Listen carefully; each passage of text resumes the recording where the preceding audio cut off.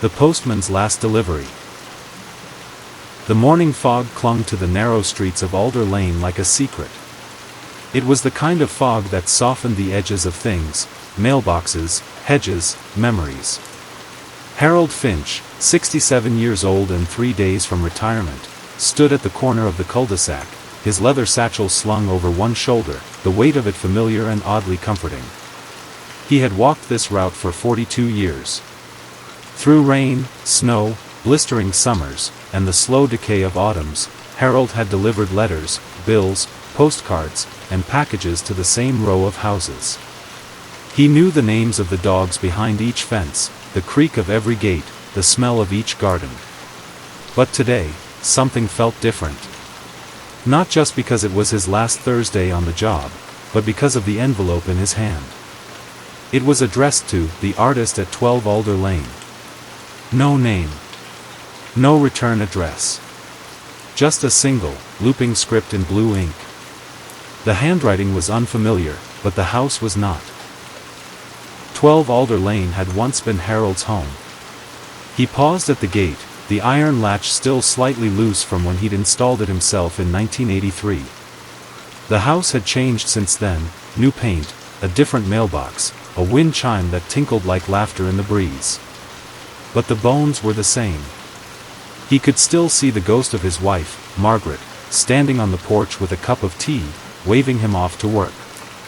Harold slipped the letter into the box and lingered a moment longer than usual. He didn't know who lived there now. Rumor had it a young woman had moved in, a painter, someone quiet. He'd never seen her, only the occasional glimpse of a canvas through the window, or the smell of turpentine drifting into the street. He moved on, finishing his route with the same quiet efficiency he always had. But that night, as he sat in his small apartment surrounded by boxes and the silence of impending change, he couldn't stop thinking about the letter. The next morning, he wrote one of his own. To the artist at 12 Alder Lane. I hope you'll forgive the intrusion. I delivered a letter to your home yesterday, no return address, just a curious bit of handwriting. It got me thinking. You see, I used to live in that house. For many years. My name is Harold Finch. I'm the postman who's been delivering your mail, though not for much longer. I retire this week. I don't know why I'm writing, really. Maybe it's nostalgia. Maybe it's the quiet. Maybe it's the way your porch light glows like a memory. In any case, if you ever feel like writing back, I'd be glad to hear from you. No pressure, of course. Just an old man reaching out. Yours sincerely, Harold. He didn't sign it with a return address. Just left it in her mailbox the next day, tucked between a utility bill and a catalog. He didn't expect a reply. But 3 days later, on the morning of his retirement, there it was. A small envelope. Cream-colored. No stamp. Just his name in delicate, looping script. To Harold. Thank you for your letter. I hope you don't mind me writing back. I've never done this before, corresponded with someone I've never met. But your words were kind, and they made me feel less alone. I'm new to Alder Lane. I moved in 6 months ago after my mother passed. The house is quiet, and I'm still learning how to fill it. I paint, mostly. Not well, but often. I didn't know it used to be yours. That makes it feel warmer somehow.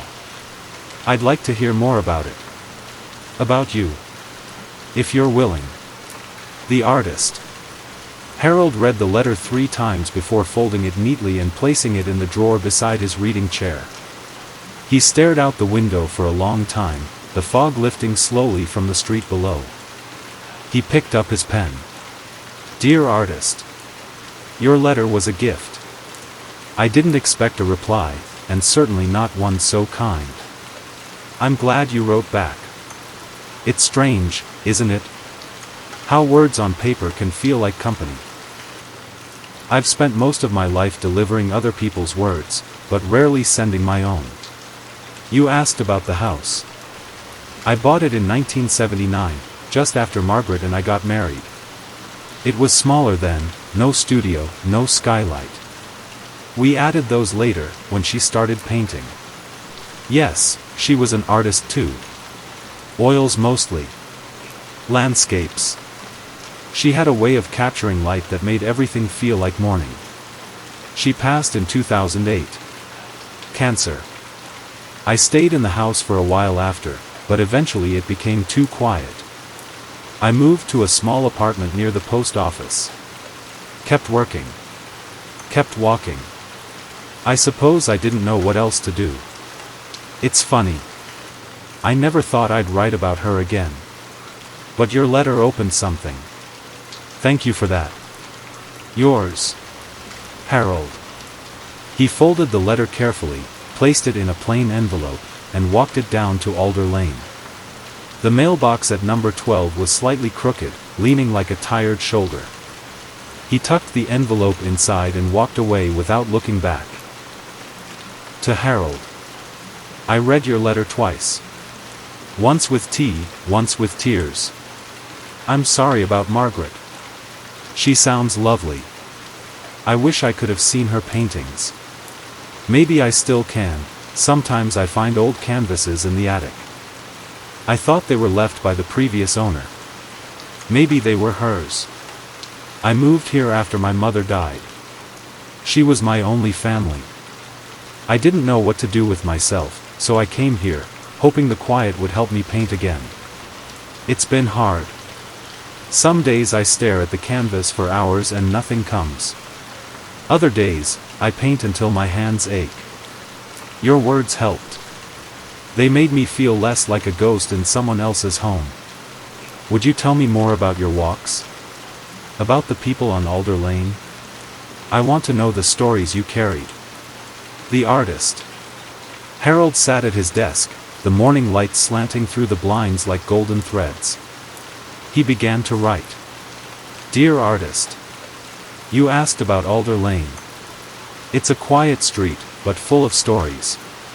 At number 4, Mrs. Ellison lives with her cat, Jasper. She's 92 and still bakes lemon bars every Sunday. At number 7, the Thompsons have twin boys who once tried to mail themselves to Disneyland. I had to explain to them that stamps don't work that way. Number 9 used to be a florist's home. Mr. Patel. He grew dahlias the size of dinner plates. He moved away last year, but sometimes I still smell the earth when I pass by. And then there's number 12. Your house.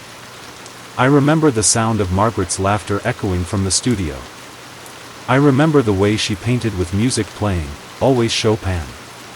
I remember the garden she planted, wild and untamed, like her spirit. I think she'd be glad someone like you lives there now. Dear Harold. I found one of Margaret's paintings in the attic today. It was wrapped in an old sheet, tucked behind a stack of broken frames. It's a landscape, rolling hills under a lavender sky, with a single tree leaning into the wind. There's something about it that feels alive.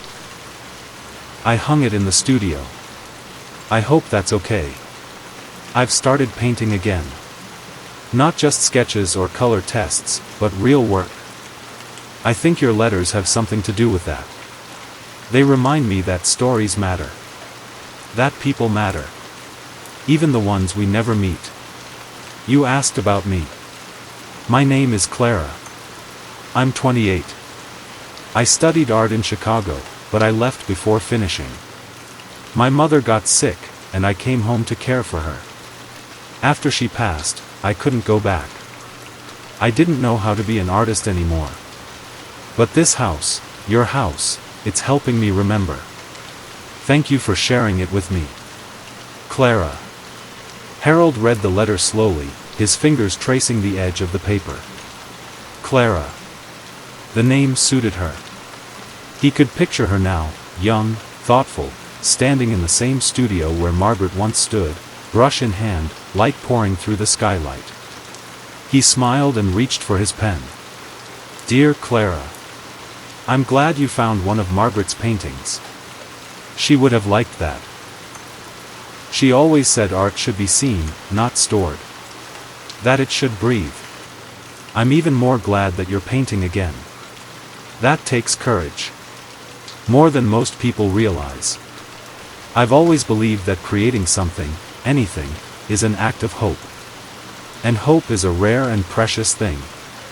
You said you didn't know how to be an artist anymore. But I think you do. You're doing it.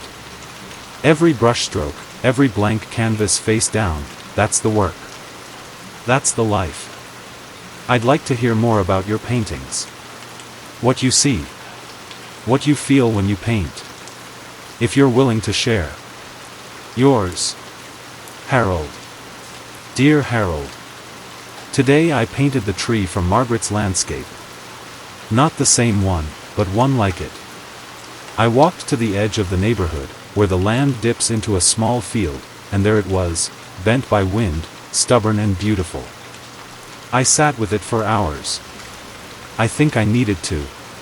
When I paint, I feel like I'm trying to say something I don't have words for. Like I'm reaching for something just out of sight. Sometimes it's joy. Sometimes grief. Sometimes just the shape of light on a wall. Your letters help me find the words. They remind me that someone is listening. Do you miss the house? I hope it's not too painful to hear about it. I want to honor it. And you, Clara. Harold folded the letter and held it to his chest for a moment. The silence in his apartment felt different now, not empty, but full of echoes. He looked around at the boxes still unpacked, the walls still bare. Then he stood, walked to the closet, and pulled out a small wooden box. Inside were photographs. Margaret in the garden. The house in winter. A younger Harold, smiling in the doorway. He hadn't looked at them in years. He chose one, Margaret at her easel, sunlight in her hair, and placed it on the windowsill. Then he sat down to write. Dear Clara. I found a photograph today. Margaret in the studio, painting with the light pouring in just so. I placed it on my windowsill. It's strange how something so small can change the shape of a room. I hadn't looked at these old pictures in years. I think I was afraid of what they'd stir up. But now it feels like remembering is a kind of honoring. You asked if I miss the house. I do. But not in the way I used to. It's not painful anymore. Not since your letters. You've given it new life. You've made it a place of creation again. That means more than I can say. I want to make you a promise. I'll keep writing, as long as you do. We'll keep this little thread between us, this quiet exchange. It's become something I look forward to. Something that matters. Yours, Harold. Clara read the letter sitting cross-legged on the studio floor, the photograph of Margaret beside her. She had started a new canvas that morning, abstract swirls of color, emotion without form. But Harold's words gave her a new direction. She stood, dipped her brush in a soft blue, and began again. Dear Harold. I love the idea of a promise. I'll keep writing too. This connection, it's helping me find my way. I've started a new series. I'm calling it Deliveries. Each painting is inspired by one of your letters. The first is about the tree in the field. The second will be about Margaret's laughter. I wish you could see them. Maybe one day you will. Do you ever think about what comes next? After retirement? I imagine it must feel like stepping off a train with no map. I wonder what you'll do with your days now. Clara. Harold sat in his armchair, the satchel that had carried thousands of letters now hanging on the coat rack like a relic. Retirement was quiet. Too quiet, some days. But Clara's question stirred something in him. He picked up his pen. Dear Clara. You're right. Retirement feels like stepping off a train with no map. I've spent so long walking the same route, knowing exactly where I was going. Now, the days stretch out like blank pages. But maybe that's not a bad thing. Maybe it's a chance to write something new. I've started walking again, not for work, just for the pleasure of it. I pass Alder Lane sometimes. I don't stop, but I look. I imagine you in the studio, painting. It makes me smile. I've also started reading more. Margaret loved poetry. I never understood it much, but I'm trying. There's a line I came across yesterday, "The soul grows by giving." I think that's true. I think that's what we're doing. Yours, Harold. Clara stood in the studio, surrounded by canvases. The series was growing, 5 paintings now, each one a visual echo of Harold's letters. The tree in the field. The laughter in the light. The crooked mailbox. A satchel resting on a bench. And now, a new one, a window with a photograph on the sill, sunlight casting long shadows across the floor. She titled it, "Promise." She wrote to Harold that evening, her fingers stained with cobalt and ochre. "Dear Harold. The soul grows by giving." I've been thinking about that line all day. I think you've given me more than you know. Not just stories, but a sense of belonging. A sense of purpose. I've started showing the paintings to a few friends. They say there's something different in them, something honest. I want to have a small exhibit. Nothing fancy. Just a few pieces, maybe in the community center. I'd like to dedicate it to you and Margaret. Would that be alright? Also, I've been wondering. Would you ever consider meeting? Just once? No pressure. I understand if you'd rather keep the mystery. But I'd like to shake your hand. To say thank you in person. Clara. Harold read the letter slowly, then again. The idea of meeting stirred something deep, a mix of warmth and fear. He had grown comfortable in the quiet exchange, the safety of distance. But Clara's words were sincere, and the thought of seeing her paintings, of standing in the house once more, filled him with a quiet longing. He took a deep breath and began to write. Dear Clara. Your exhibit sounds wonderful. I'm honored. Margaret would be too.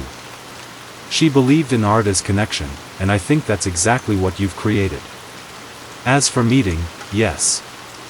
I think I'd like that. Just once. To see the studio again. To see your work.